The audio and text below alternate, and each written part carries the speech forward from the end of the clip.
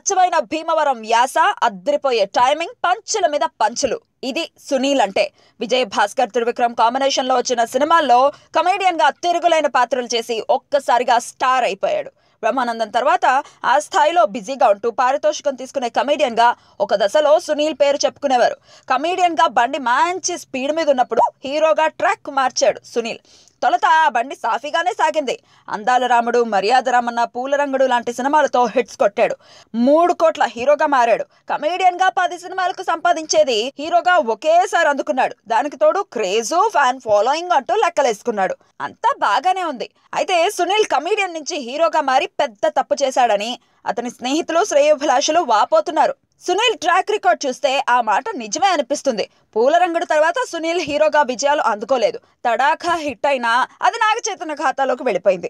సునీల్ ని హీరోగా భరిస్తూ సినిమాలు తీయడం కష్టమే అనే స్థాయికి వచ్చేశాడు. దానికి కారణం అన్నం పెట్టిన కామెడీని వదిలేయడమే. సునీల్ కండలు పెంచి 6 ప్యాక్ తెచ్చుకుని మాస్ ఇమేజ్ కోసం తాపత్రయపడ్డం సునీల్ కెరీర్ కి ఇబ్బందికరంగా మారింది.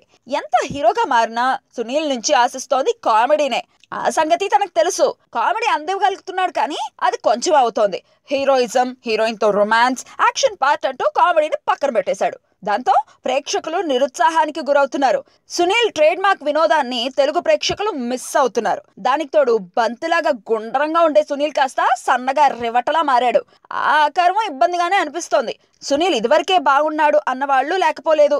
యాక్షన్ మోజులో నుంచి సునీల్ బయటకు వచ్చి కామెడీ చేస్తేనే తప్ప మెప్పించడం కష్టమనే అభిప్రాయం చాలా మందిలో వ్యక్తం అవుతోంది. తాజాగా సునీల్ నటించిన కృష్ణాష్టమి టీజర్ విడుదలైంది. అందులోనూ సునీల్ యాక్షన్ ఇమేజ్ కోసం తాపత్రయపడుతున్నట్టే కనిపిస్తోంది. మరి యాక్షన్ మోజులో నుంచి సునీల్ ఎప్పుడు బయటకు వస్తాడో, ఎప్పుడు కామెడీ పండిస్తాడో, ఈ దశలో సునీల్ ని రక్షించేది నవ్వులే.